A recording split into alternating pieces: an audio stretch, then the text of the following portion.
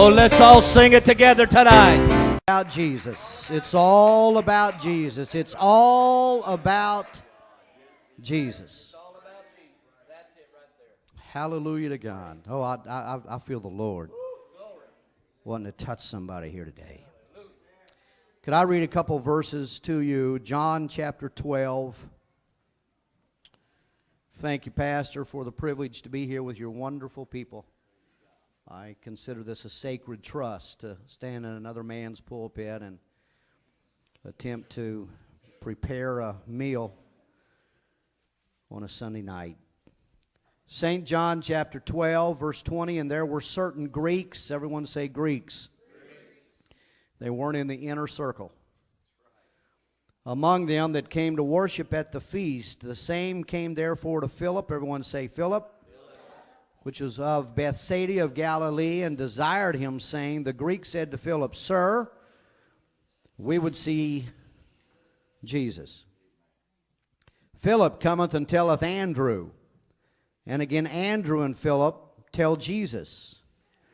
Now watch what Jesus said. If you don't understand the context here, it seems as if Jesus was like not focused. Philip, Andrew came to Jesus and said, the Greeks came and said they wanted to see you. Jesus said, the hour has come that the Son of Man should be glorified. It's about time for my glory to cover the earth.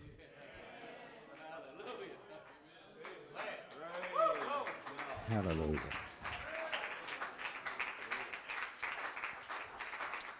Then Isaiah chapter 61.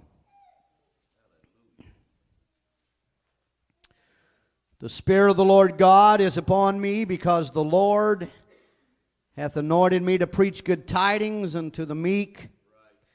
He hath sent me to bind up the brokenhearted, to proclaim liberty to the captives, and the opening of the prison to them that are bound. Verse 2, to proclaim the acceptable year of the Lord, and the day of vengeance of our God, to comfort all that mourn. Verse 3, to appoint unto them that mourn in Zion. Zion is a type of the church. So this prophecy suggested that people in the church would find occasion to mourn. Watch what happens though. To give unto them beauty, everyone say beauty, for ashes. The oil of joy, everyone say oil of joy, for mourning. The garment of praise, everyone say the garment of praise, for the spirit of heaviness, that they might be called the trees of righteousness, the planting of the Lord, that he might be glorified. His glory is going to fill the whole earth. Hallelujah. Oh, I believe that. Hallelujah. Could I preach to you for a few minutes tonight on the subject? It's all about him. God gave me this message about 3 years ago. And I've preached, I don't know, maybe 20, 30 messages in the 25 years I've pastored, maybe a few more than that. And sometimes you preach because it's your job, and then sometimes you feel like God gives you a message that the church needs to hear. And when God gave me this message, I believe he suggested to me, told me to preach it to the church every time I had the opportunity. And I preached this message from New York to California and a whole lot of places in between. I want to share what I feel like God gave me that revolutionized the way I deal with life. It's all about him. You may be seated. I was preaching a service and doing leadership training for a church, and they had me in a motel. I won't tell you the name of it because some of you may stay there on occasion. But they had a am I doing something wrong with this mic, brother? Am I okay? Okay. They had a reward program like a lot of motels and so forth does. And their little motto on the little placard thing in the motel, trying to encourage you to join up for their program, their little motto there was, it's all about you. And I thought, you know, this is really the way the world is thinking. Everything is about them. We had a wonderful lady pass away in our church a while back, and she had been in our church for over 2 decades and served in leadership. She had kind of took the mother image of the church, and her nickname was Sergeant. And she was about that way, but she got by with it because she had a heart of a grandmother. And she'd keep all of our young ladies lined out, and if they came in not quite up to par, she'd take them off in a back room somewhere and get them pinned up, zipped up, sewed up, whatever they needed. And our church loved her, and she was a wonderful part of the church. All of her kids are backsliders out of our church, out of the church we pastor. And those last few days of her life as she was dying with cancer, we spent a lot of time with her in the hospital. And I was there holding her hand when she took her last breath. And we ushered her into wherever God takes saints when He takes them. That was a Wednesday evening about 6:30, and we left the hospital and spent some time with the family and went to church. And well, I won't bore you with all the details, but when the little blurb came out in the paper telling about her funeral and who was going to be the speaker and who her pastor was and all that stuff that it says, the family, who some of which had agendas against the church, decided to put in that obit some other man as her pastor, charismatic boy down the road that one of them attended his church, and I didn't know anything about it. The phone rang early one morning, and one of our precious folks in the church called and said, "Pastor," and I felt, flames coming through the phone because she was so angry. "Have you read the paper?" And I said, "No, I try not to get depressed this early in the morning." And she told me about what had happened here. This lady dies, and her pastor, Reverend whoever, will be officiating at the and long story short, our church was not asked to do anything. I eventually preached the sermon, but here's what I told our church when they were trying to sort through all of that. I said, "You know what? This funeral is not about us. It's all about her. And we're going to dignify her memory by being Christians through all of this, because it's not about me, it's not about us." Amen? Now, when we look at Isaiah chapter 61, this is in fact the passage that Jesus chose to read as recorded in Luke 4 when He done His debut after His time of temptation in the wilderness. And He quoted some of these verses from Isaiah, and in fact they really give us a seedbed for some positive evangelistic messages. And if I was an evangelist tonight, I probably would preach from this passage in an evangelistic fashion. I want to suggest to you tonight that when God comes into a service, absolutely anything is possible. Can I get an amen? There is no burden too heavy. There is no losses too great. There are no disappointments too colossal. There is no discouragement too deep that God does not have the power to resolve, rescind, and reverse whatever is going on in your world. Can I get a witness? Is there anybody here that would give me an amen that once you was lost, once you were bound, once you were addicted, once you were in Satan's prison house, but you found an old-fashioned altar and you said, God, I'm tired of living like that. I want to start living like this. And the power of God came and set you free. Can I get a yes out of somebody tonight?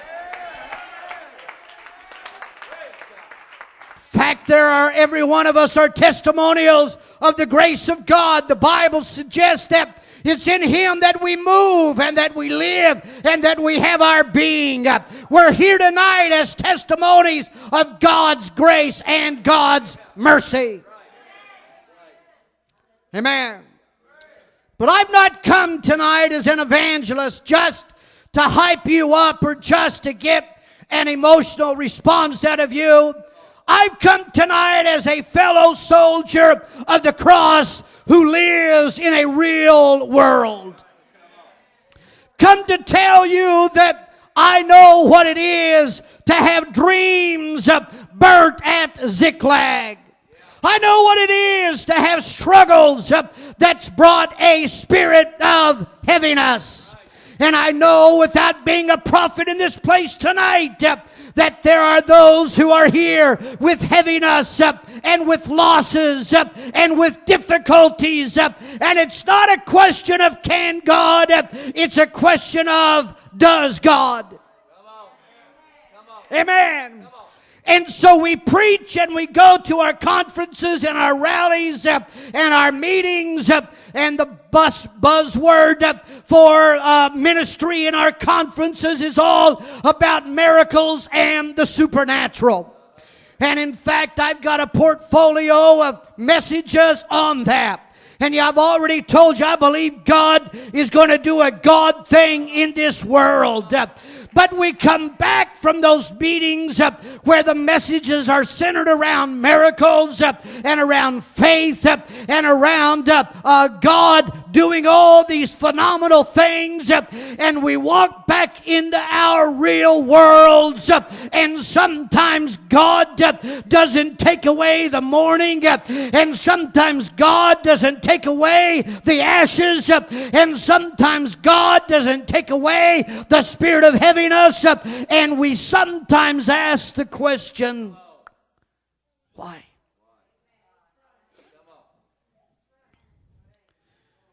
I suppose God started working on me with this about 10 years ago. Saturday afternoon, we performed a wedding. And after the wedding, we were tired. We went home and we went out to eat, actually, and it was a Saturday, and I went home and I told my wife, you know, I just feel drained. I'm tired, and I think I'll just go to bed and wake me up in a couple hours, and I'll go to church and try to get ready for Sunday. She came in a couple hours, and I'm like, you know, I'm still just not feeling real good. I'm kind of tired. Why don't you I think I'll just go ahead and go to bed for the day, and I'll get up early in the morning and go to church and try to get ready.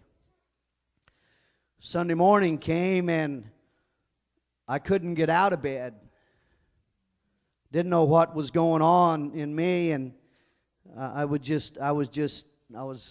wiped out. And so we have a doctor in our church, and Sister Eddings asked him, would you mind coming and visiting with the pastor after church today? And he came out to our house, and he said, we need to get you in and get some tests ran. And so he, as a doctor, has, you know, the password to the back door of the hospital, and they snuck me in, and he called one of his buddies up, and they started sucking blood and doing all that stuff they do when they don't know what they're doing, trying to find out what's going on. And so they started running tests on me, and the doctor came back, and he said, you have diabetes. And I said, no. You know, diabetes is not in either side of my family, and none of my parents, grandparents, all the way up the tree to, you know, the first monkey that fell out and whatever, you know, I came from. And so the doctor in our church, he said, well, I'm going to get you in to the guy I think is the best. And So he got me into another endocrinologist, and they done all the stuff again. He came back and he said, well, I hate to tell you this, Reverend, but you're type 2 diabetes, and in fact, if the good doctor hadn't got you in here when he did, we'd probably be talking about a funeral by now. And I said, well, you know, I'm sure you're wrong, but I know there's something wrong, so why don't you give me something for it? And so, you know, he pulls out this needle about this long, and he said, this is called insulin. And, you know, you'll stick it through you 3 times a day, and he said, we're going to give you this insulin for your diabetes. Is there anybody here that's ever been sick or went to the doctor or anything like that? Anybody? Is it okay? Close your eyes. We don't want Pastor to know we don't have any faith here. Anybody ever went to the doctor, you know, you got a bad cold or you got pneumonia or something like that? Let me tell you about these. Let me tell you about going to these doctors. Now, these doctors, you got to watch them, because first of all, you make an appointment, and you just as well take you a couple books to read, because it doesn't matter what time they tell you, you're not going to get in on time. Do you have any doctors in here? Don't want to make anybody mad right off the bat here. But you finally get in, and the doctor says, what's wrong with you? And you're like, you're the doctor, you know. But they want you to tell them what's wrong with you. And then when you get done telling them everything is wrong with you, they'll say, well, I think you're right. And it's like, okay, I just, you know, came and spent a half a day, you know, in the process of dying here for you to tell me I know what's wrong with me. And it's not always that bad, but inevitably, the doctor will do 2 things. Almost without exception, the doctor will do 2 things. He'll pull out his little white pad, and he'll write down a prescription. He'll sign it. I assume it's his signature. You can never read it.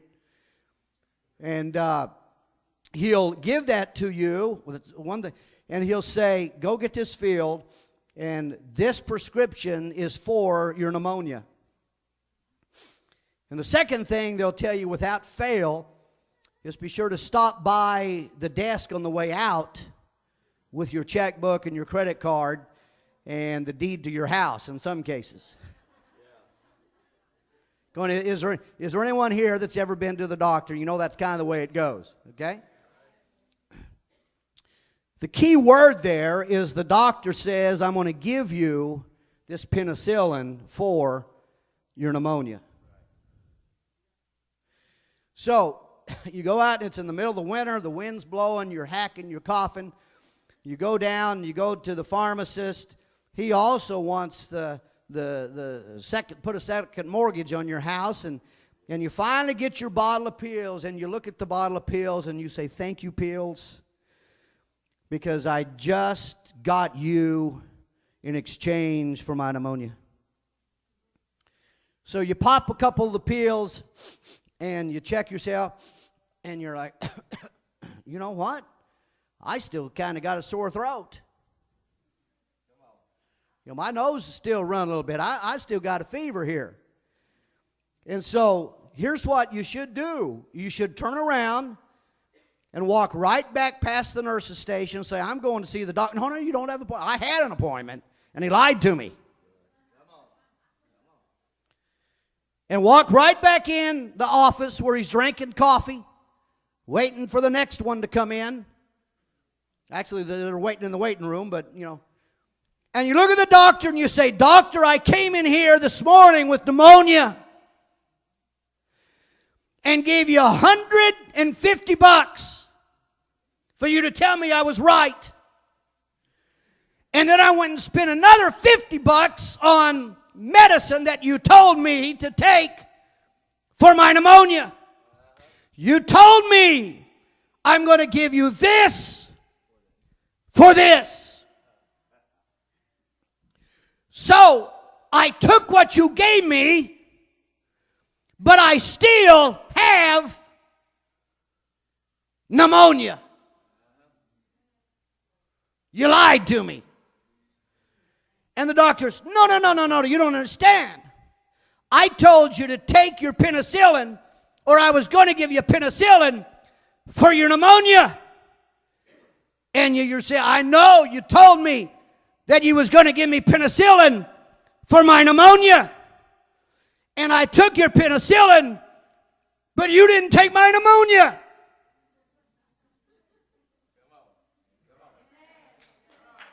Somebody's going to get this in a minute, and as soon as you get it, then I'll be able to preach. Now, you know you never go back the second trip to the doctor and tell him that. Because you know when he said, I'm going to give you this for this, he wasn't talking about, I'm going to give you this for this. He was talking about, I'm going to give you this for this. Now, as soon as somebody gets it, I'll go ahead and preach. You know that doctor didn't give you penicillin in exchange for your pneumonia. He didn't say, here's the bottle of pills, bam, I'm going to take your pneumonia from you. No. He said, I'm going to give you a bottle of pills, and if you'll take the pills the way I prescribe, the pills will eventually handle the pneumonia.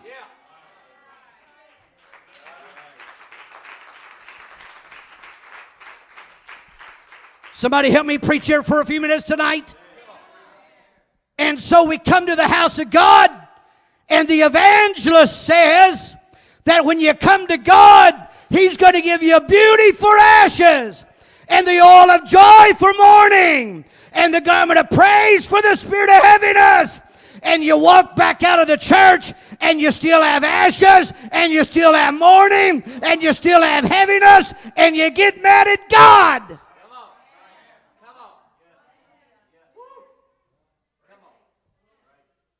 As soon as you get this, I can move on. But I can't move on until you get it. Come on. And you know why we feel that way? We feel that way because that's the way evangelists need us to feel so they can get their paycheck.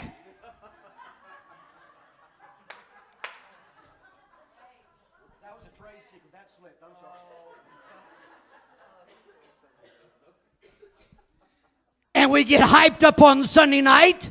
And we sing the song that the glory is going to fill the earth. And we walk back out and think we ought to live in fantasy land for the rest of our life. Life is not a fairy tale. The prince doesn't always get the princess and live happily ever after. But I've come to preach to some apostolics here tonight that when God said He's going to give you beauty for ashes, He meant He was going to give you beauty for ashes. And when He said, I'm going to give you the oil of joy for mourning, He meant He was going to do that. And when He said, I'm going to give you the garment of praise for the spirit of heaviness, He meant He was going to do that. Does anybody understand what I'm preaching about here tonight? And so my doctor said, Reverend, I'm going to give you insulin for your diabetes. I walked out there understanding that he didn't trade me insulin for diabetes. I understood that he said you've got type 2 diabetes and you're going to live with it until you die.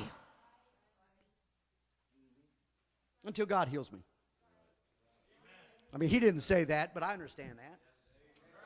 And I understood that if I would take the medicine like He prescribed it, that I could cope with my diabetes and still live a healthy, productive life. Oh, you're making me want to preach here now. Come on, somebody say yes if you understand what I'm preaching about here tonight.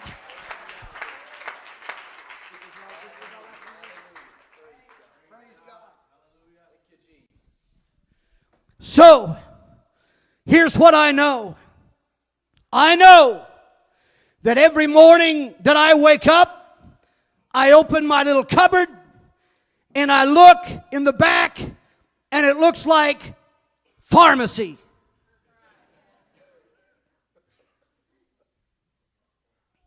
And I know that if I will take the medicine like he prescribes it, that medicine is for my physical challenge. I've got a couple options. I can either take it or not take it. And the doctor said, here's your prescription. I'm not going to follow you home. I'm not going to force feed you. I'm not going to get one of them pill pokers like you use on your horses and cows and jam it down your throat. I'm simply going to give you the prescription. If you want to live a healthy, productive life, take the medicine for your challenge. Oh, I'm feeling a little bit like preaching here now. Come on, somebody help me here. I've come to preach to somebody here tonight. This is not a name it, claim it, grab it, stab it, blab it, nab it type religion to get you out of the real world. But I've come to preach to you tonight that Jesus Christ said, my grace is sufficient for you. And he put a prescription bottle in your world. And he said, if you'll take it for your situation, I'm going to give you grace to get beyond. And you're going to be able to live a healthy, productive, spiritual life. Come on, somebody help me here tonight. I tell you what apostolics need to do. You've got a bottle called prayer, and you've got a bottle called Bible reading, and you've got a bottle called church attendance, and you've got a bottle called worship. And if you'll pop the lid and take a little bit of it every week, you're going to be able to get through your world.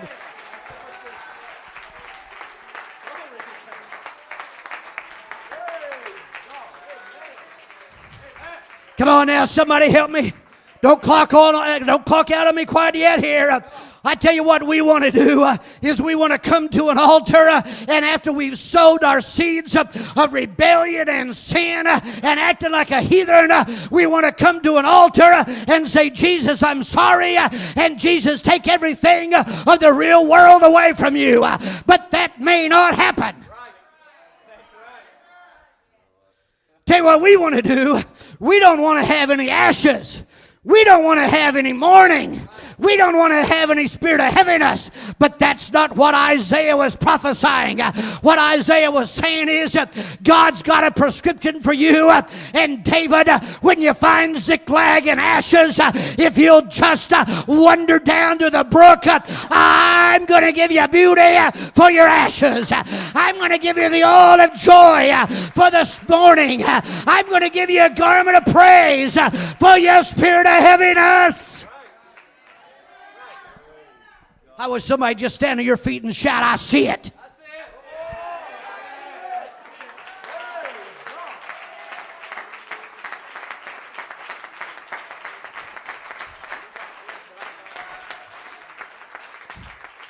Be seated. You want to come to Sunday morning, Sunday school once every 2 or 3 weeks, and you want to take the Bible and lay it on the back seat of the car, and every Sunday you come to church, have to try to find where it's at, and you want to backbite, and you want to not listen to your pastor, and you know what you're doing?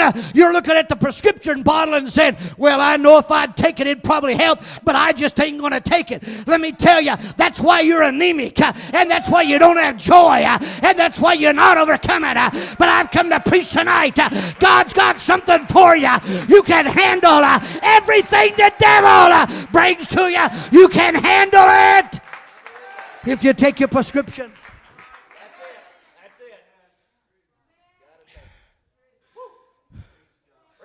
The doctor's not trading penicillin for pneumonia.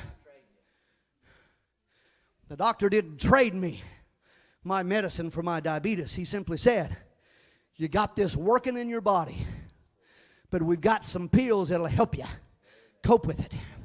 Jesus didn't say, I'm going to take all your ashes away. God didn't say, I'm going to take all your mourning away. God didn't say you're never going to have loss in your life. God didn't say you're never going to have difficulties in your world. But God said, if you'll take my prescriptions like I give it to you, there's nothing that the world can bring to you. There's no situation. There's no circumstance. There's no loss. There's no heaviness. There's no mourning that you're not going to be able to get through it.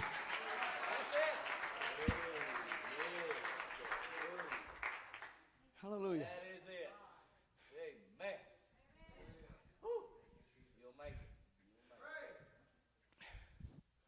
Oh, I'm tired of preachers trying to deceive saints. I don't mean your pastor. I'm talking about hot dogs that just come in and try to make you think that you can just kind of slide in the back door once or twice a month and everything's going to be peachy-dory. It ain't going to be peachy-dory.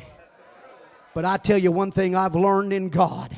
There's absolutely nothing I cannot cope with. If I'll put on my garment of praise, if I'll let the oil of the Holy Ghost flow through my world, if I'll let God give me the beauty of salvation, there's absolutely nothing in my world, past, present, or future, that I cannot handle, because God gave me beauty to deal with my ashes, and God gave me the oil of joy to deal with my mourning, and God gave me a garment of praise to deal with my spirit of heaviness.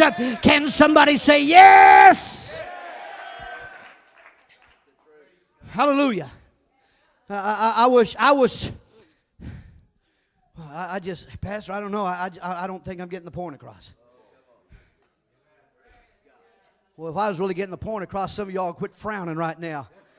Some of y'all would say, come on, devil, just bring it on. You know, Paul was sucking his thumb like that. Kind of like some of you folks are sucking your thumb. Man, here I am, called to be the apostle and the prophet of the entire world, and God gave me this messenger of Satan to buffet me, this thorn in the flesh. Now, God, why don't you take it away? God said, oh, shut up.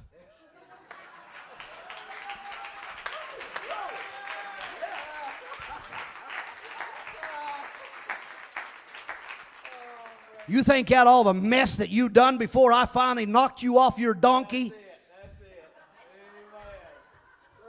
I ought to forget about all that stuff. You know what God told Paul? He said, stop whining about it. He said, because I'm going to give you grace to deal with it.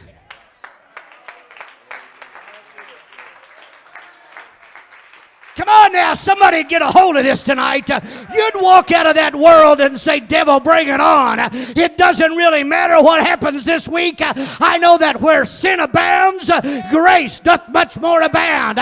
So whatever you bring to me this week, I know I've got oil to take care of it. I've got beauty to handle it. I've got a garment of praise that I can put on to cover up my spirit of heaviness. Because somebody needs to walk out of this place tonight saying it doesn't matter. God's grace is sufficient. I'm gonna make it.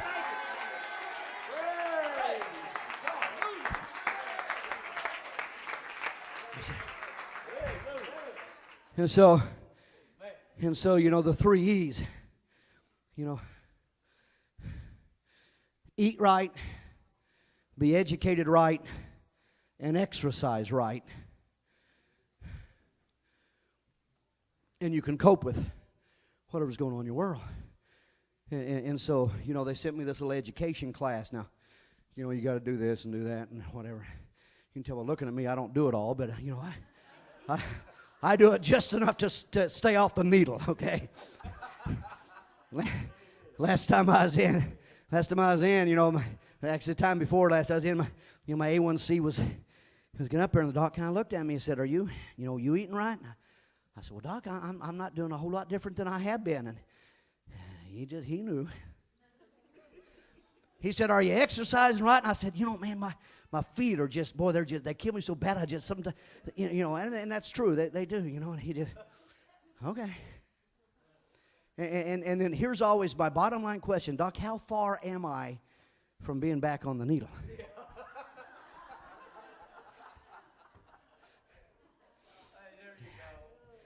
And the time before last, he said, you know, if you have the jump next time like you had this time, we're going to pull the needle back out. I said, okay, you know. So I started working on those 3 E's a little bit and went back in the last time and said, oh, you're doing better. So now I'm back to normal now. You know, just...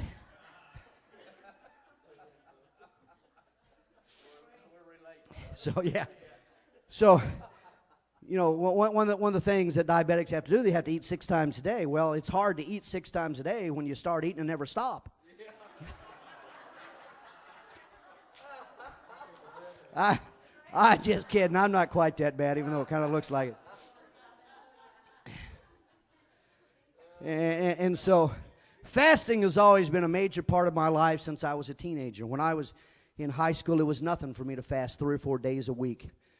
And it's just always been a regiment of my life. When I first started pastoring the church God's privileged me to serve for the last few years, we were in a character building opportunity. I just put the church on a 7-day fast. I mean, it's no big deal to me. I got up 6 every morning, strapped on my drywall tools, and went out and hung, you know, sheetrock all day, and finished it, and went back home and pastored, and it was no big deal to me. And so when the doctor said you can't do that anymore, I said, you know, Doc, I don't know if I can deal with that. In fact, that has probably been the most psychologically difficult thing for me in this whole experience that God's giving me as a growing opportunity. Not physical growing, but, you know, growing in grace and trust and that kind of stuff.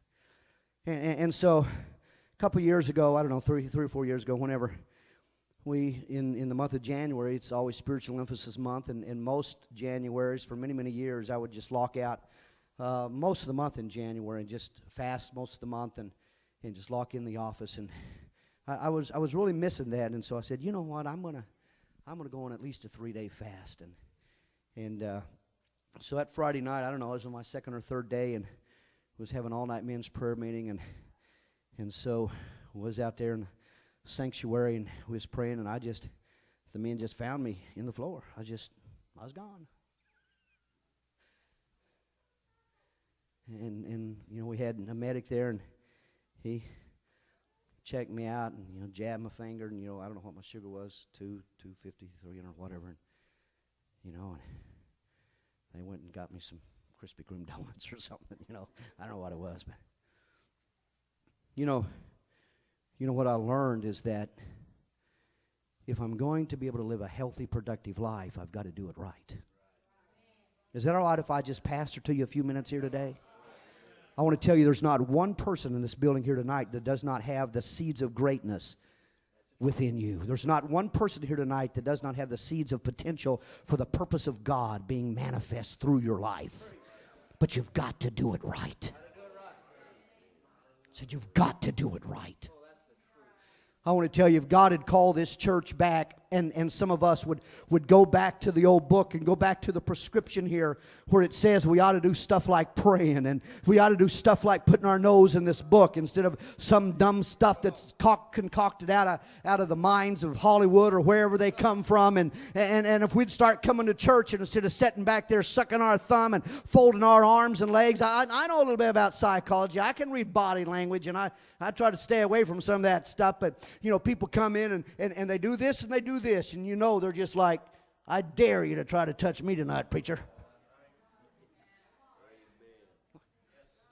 You know what the prophecy said? The prophecy said, if you walk into this place and the devil's been whopping on you all week long, if you can just go to the end of the bell and stagger back to your corner, it's called the church house. And if you can get over here, you got a trainer called a pastor, and you've got a medic there. It's called the grace of God. And if you could just come into a Sunday night service, and if you could just manage to get that garment of praise wrapped around you and say, listen, I may have staggered in here tonight, but I'm not going to stagger out because I'm going to put on my garment of praise and I'm going to walk out of this place and my garment is going to take care of my spirit of heaviness. I would to God somebody tonight would get up off your bench and tell the devil, I'm not going to go moping out of this place. I'm not going out of this place without the joy of the Lord, without the Holy Ghost flowing through my life, without something of worship and praise flowing out of me.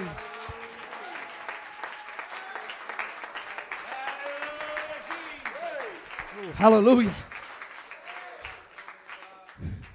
Hold it. Now that was response to me. Because I was screaming real loud. And I was daring you to stand and praise.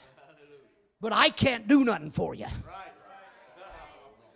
Now I wonder if we had another 60 seconds that we could do it just because you believe what the preacher's saying. Oh, yes.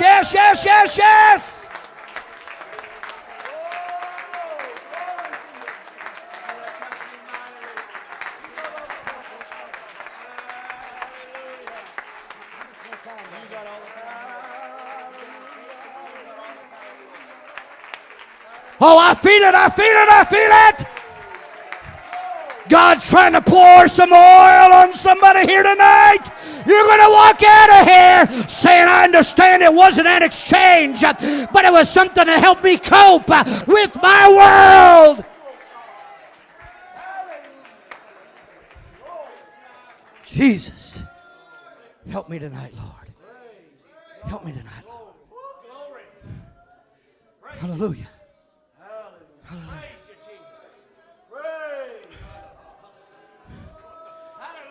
Pastor, we're dealing with people in our churches today that absolutely lives, I know not absolutely, but they're living in hell on earth. I know that's not true. Nothing can be as bad as hell, but you're walking through your worlds, my precious brothers and sisters. You're walking through your world, and it seems like every time you try to take a step, circumstances and situations are knocking you around, and they come to our churches and they're bloody and they're bruised, they're bleeding, they got contusions, they got broken bones, they got black eyes, where life has been dealing them bad blows. But I've come to preach to somebody today. I can't take that away from you. I would to God I could. There are times in my office I wish I could reach across the desk and just take all that stuff out of them and give them some of my grace, but I can't do that. It hurts me. It causes me to pray, and it causes me to weep. All I can tell them is I don't have an answer for your problem other than pointing you to Jesus Christ, but I've come to tell you that there is a prescription for everything that's going on. I know your marriage is messed up, and your kids are backslid, and your job isn't going quite right, and there's circumstances in your neighbors and in your family. I can't fix any of that, but God said I can give you beauty, and I can give you oil, and I can give you a garment of praise to help you cope.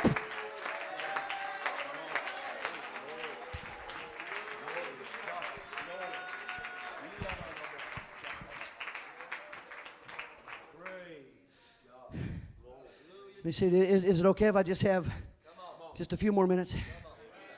Amen. Hallelujah. You know what?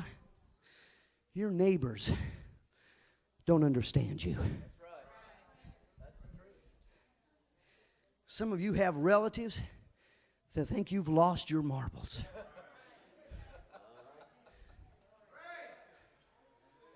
Why don't you guys get a real life? You mean you come to church Sunday morning and Sunday night and Wednesday night, and the young people's got to go down here to the little joint down the street on Friday nights or whenever. And why don't you guys get a life? Why don't you get you a bass boat and a fishing rod and a hunting rifle and a TV and a satellite, and why don't you get you something to kind of pep you up on the weekend, get you a little higher upper, and get you some of that adult beverage that'll make you drown out your problems. They don't understand us.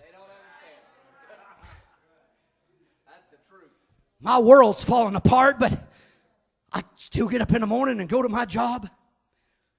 And I'm like, oh, how I love Jesus. I'm going to make it. I'm going to make it. And the world is like, oh, your marriage is all fixed now. No, my wife is still a heathen. My husband's still a bozo. But I went to church Sunday night and I got my prescription bottle out and God gave me another dose of oil of joy. And God gave me some beauty of salvation. And I went there heavy, but I told myself I will not sit on this pew. I'm going to worship and praise God if it kills me. Come on, the world don't understand it.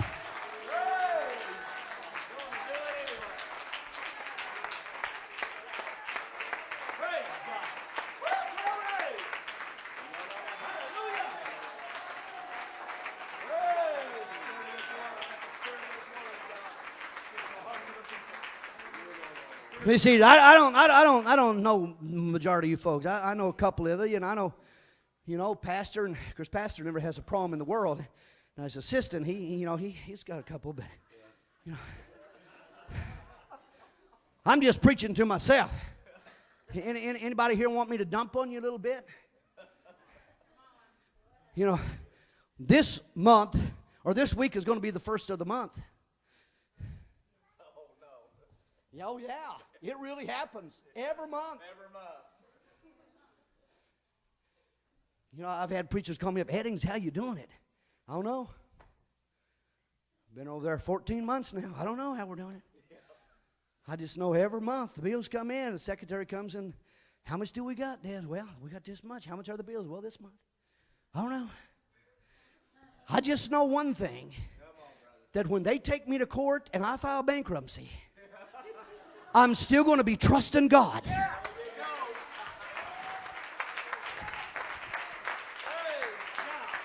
Come on, Job. What about all them sacrifices? Come on, Job. What about all that? I don't know about all that. But one thing I've decided, though he slay me, yet I'm going to trust him.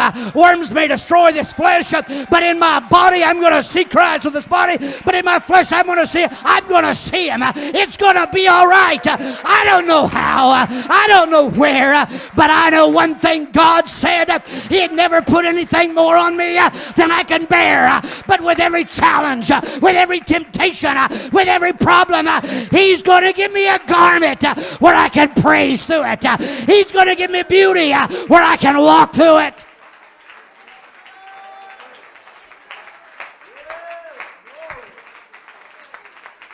Okay. I've got to quit. That's just my introduction. Seriously. No, I'm tired. But I got to at least make this sermon make sense, okay? You got enough energy for just a few more minutes? Listen.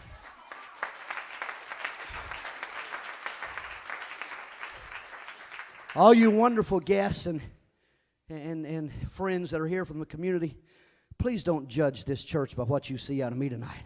I'm a radical, right-wing wacko. Okay.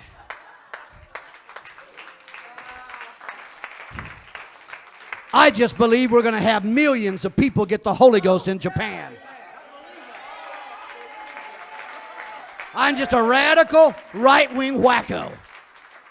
So please don't judge this church by what I'm doing up here tonight. This church really has a wonderful pastor that has good common sense and a great preacher and teacher. And every once in a while, is it okay if I tell him one of our tricks? Every once in a while, we pastors bring a preacher in that we know is a terrible preacher.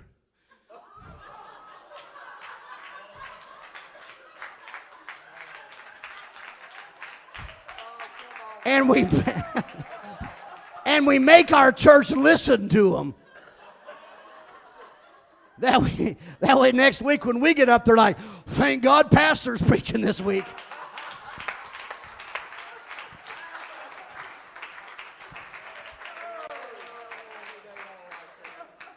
So you come back next week and pastor will go, okay, we had Eddings last week. Now you guys are going to really be glad I'm preaching.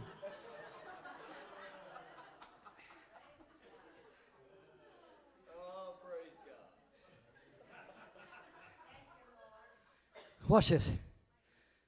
Isaiah Isaiah blows our theology away. Let me find it here. He blows our theology away because all that stuff I just got done preaching to you is 100% truth. But now we have to ask ourselves why. Let me tell you, He didn't give you beauty just because you got tired of your ashes. He didn't give you the oil of joy just because you got tired of mourning. He didn't give you a garment of praise just because you were tired of a spirit of heaviness. Watch this. Isaiah 61 and verse 2. He said, I'm going to give you the beauty to cope with the ashes. I'm going to give you the oil of joy that you might be able to handle your mourning. I'm going to give you a garment of praise to wear so the world doesn't see your heaviness. Now watch. He said, I'm going to do all of that. I'm going to do that. And then the next word is that, or because, or here's the reason why. I'm going to do all that stuff I preached to you the last hour and a half or however long I've been preaching, so that you might be called trees of righteousness, the planting of the Lord. Watch this. That He might be glorified.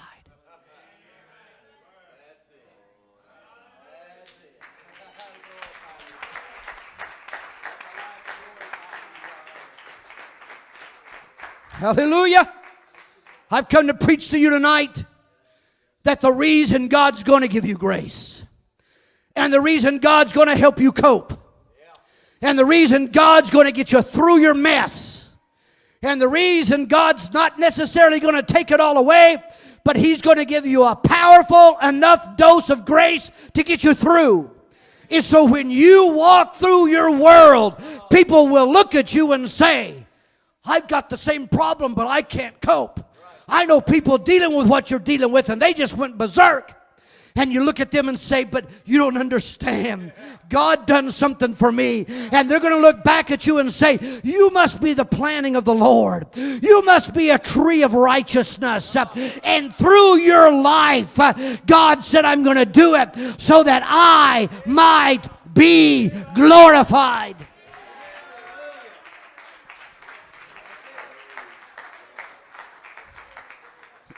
Can I just preach it a few more minutes? He did all of that you might live a testimony, that He might be glorified.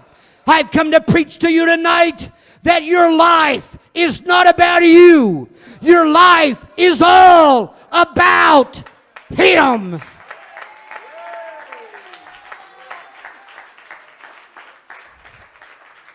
We're living in a selfish, self-centered society. A generation that's been raised, if it feels good, do it. If you want it, you to serve it. Buy now and pay later. We have all been programmed to believe it's all about me. But I've come to preach tonight, it's not about you. It's not about your situation. It's all about Him.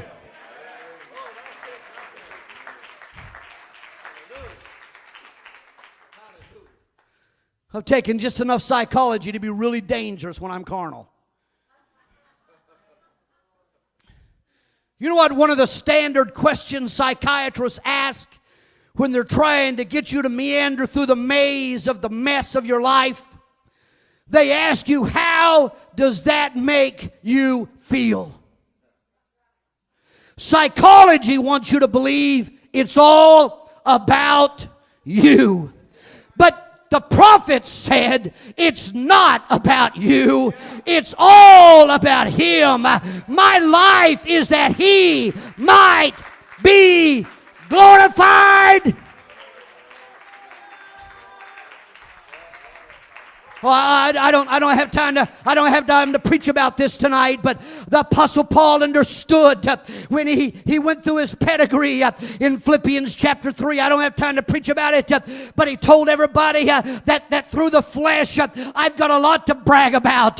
But he wrote to the church at Corinth and he said, brethren, when I came to you, I forgot about my pedigree. I forgot I was circumcised the 8th day. I forgot I was about the stock from the stock of Israel. I forgot I was of the tribe of the Benjamin and Hebrew of Hebrews. I forgot I had been educated at the feet of Gamaliel. But when I came to you, I came not with excellency of speech or of wisdom, declaring to you the testimony of God. He said, I determined in myself not to know anything among you save Jesus Christ and Him crucified. The Apostle Paul said, when I came to church, I wanted you to know it's not about me. It's all about Him.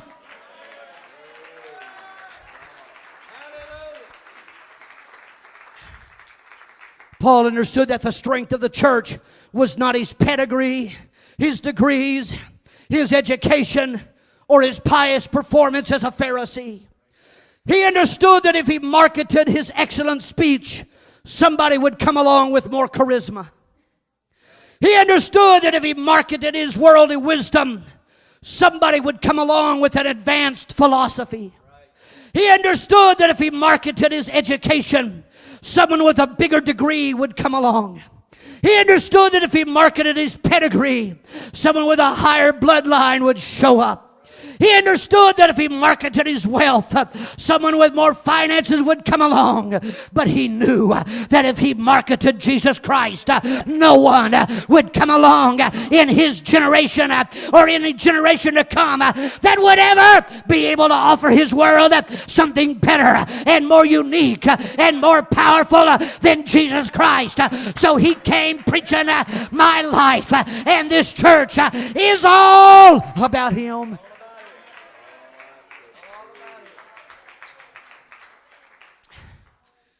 I want to try to wrap this thing up here.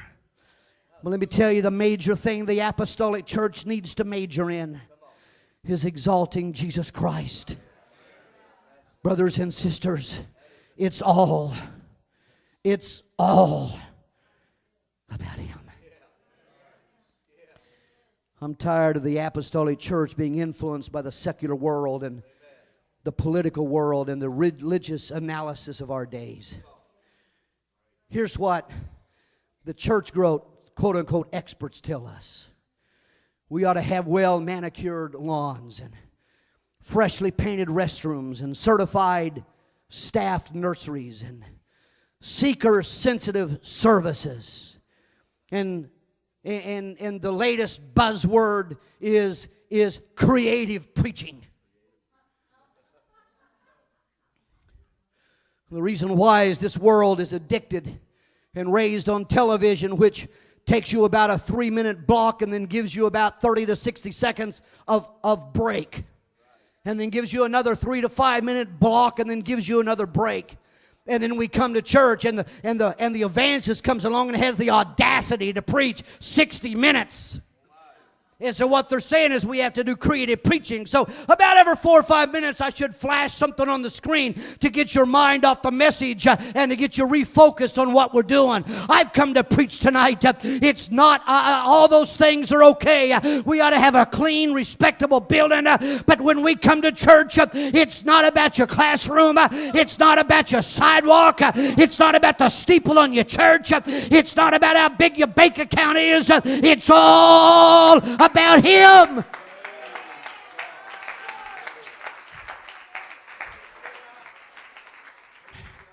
I told the leadership staff yesterday, trick question, I said, what should be the major focus of a prayer meeting?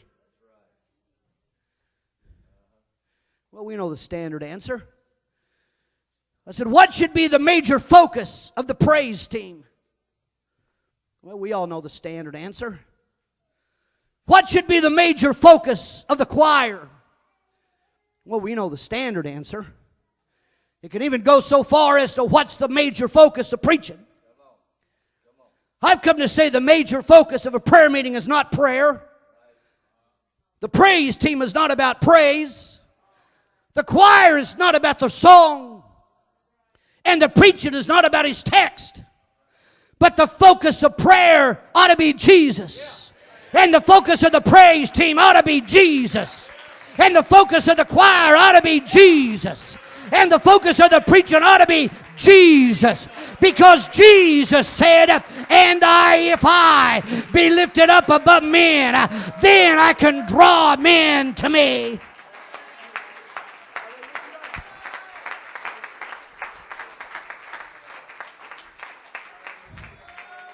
I want to close here. I want to close here. We see that the Greeks came to Philip and they said, "Sir, would it be possible for us to see Jesus?" And Philip's like, "Well, I'm not sure." And so Philip goes to Andrew and says, "Andrew, we got some guys out here. They're not on the Lord's daytimer, but they're just insisting on seeing Jesus." And so Andrew said, "Well, I'm not sure." And so Philip and Andrew finally got Jesus' attention, said, "Excuse me, Lord, we hate to interrupt you. I know this is on your schedule, but we got some outsiders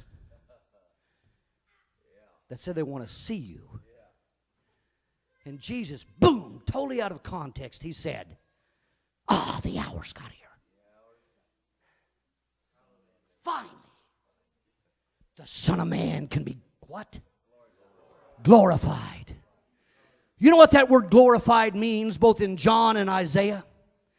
That word glorify, if you break it down and go back to its original, it means to make more clear or to more fully explain.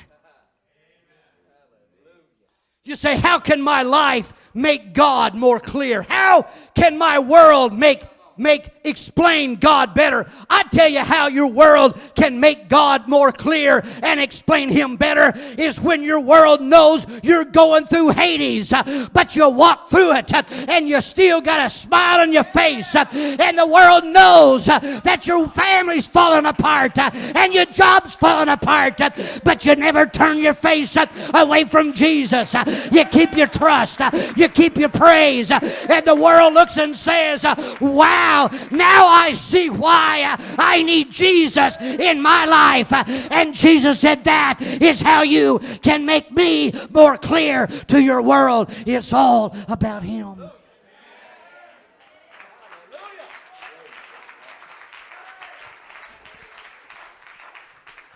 Okay, I gotta close. Every one of us in this house tonight have issues. And if you don't, you're either dead or too dumb to know it.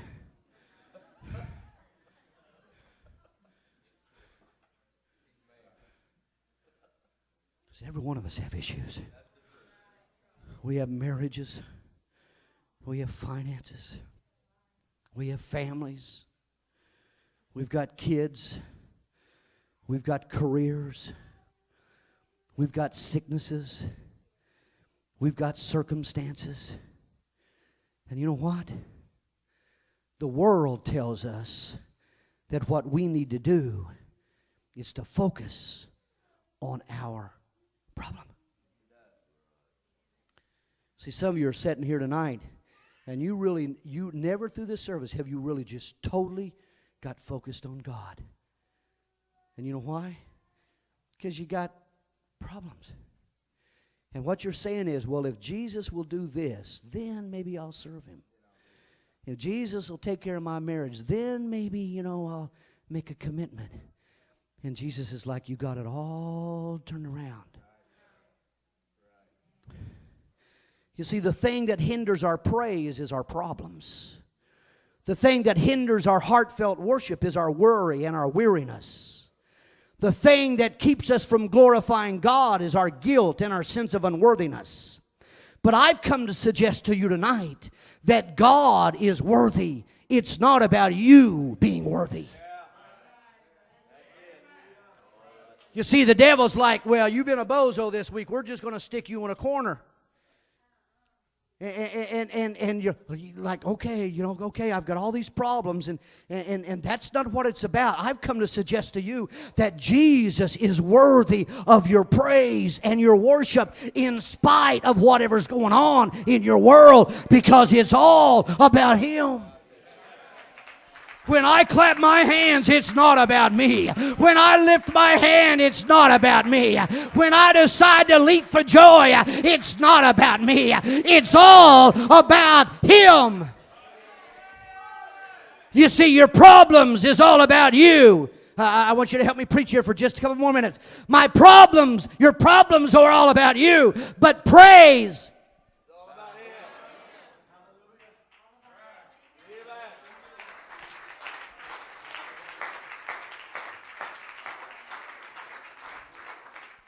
Okay, that was pretty good, but we need to try it again.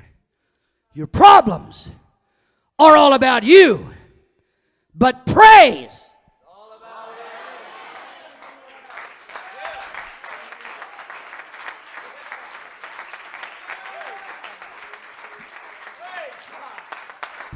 I'm trying to help you, Pastor.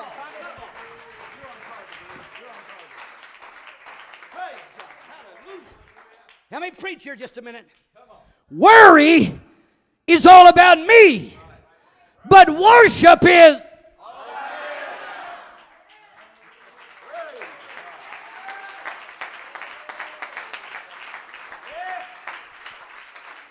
Weariness is all about me, but worship.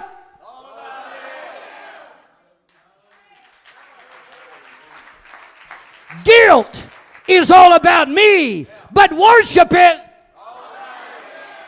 A sense of unworthiness is all about me, but worship. My family problems are all about me, but worship is. My sickness is all about me, but worship is. My finances is all about me, but worship is. My circumstance is all about me, but worship is. Come on, what's this service going to be about tonight? Is it going to be about you, or is it going to be about Him?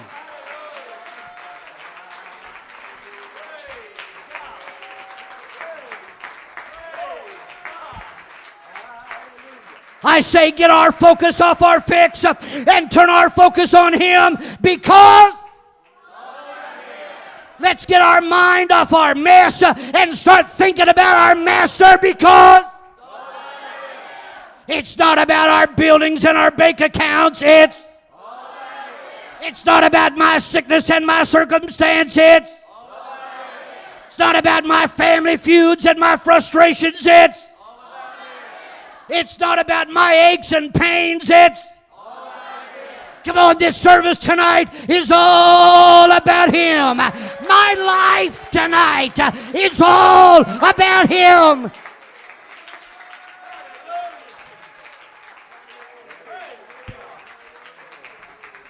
I'm closing. The old lame man was sitting there at the gate, and he'd been sitting there at the gate ever since he started sitting at the gate. And so every day he held out his little jug, and he's like, alms, anybody? Can you give me alms? I know some people make a pretty good living doing that, by the way, but that's a different message. It's all tax-free, too. Who was it? Peter and John, maybe? Came to the temple, and he was doing his thing there, and alms, and so Peter said, well, he said, sorry, silver and gold have I none. But you know, we all like to preach about the part of the story where Peter took him by the hand and said, stand up and walk and all that stuff, and he jumped and leaped and created a commotion in the church. They was trying to have church in there, and somebody actually came in trying to glorify God, and they said, would you hush up, we're trying to have church. He said, no, I've got to glorify God. No, be quiet, sit down. He said, no, I'm going to glorify God. Now watch. Before Peter ever took him by the hand, you know what the first thing he told him was? He said, look on us. Then he went on to disclaim. He said, it's really not about me because I ain't got none here. But the first thing that Peter had to do to the lame man was get him to take his eyes off himself and get him on something else. I wish somebody in this house tonight would get your eyes off yourself and get your eyes on something else. I've come to say, let's lift up Jesus in the house. Let's get our eyes on him because it's all about him. It's all about him.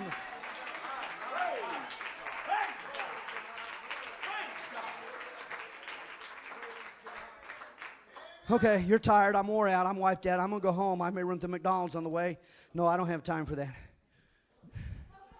You wasn't here yesterday. You wouldn't get it. Okay.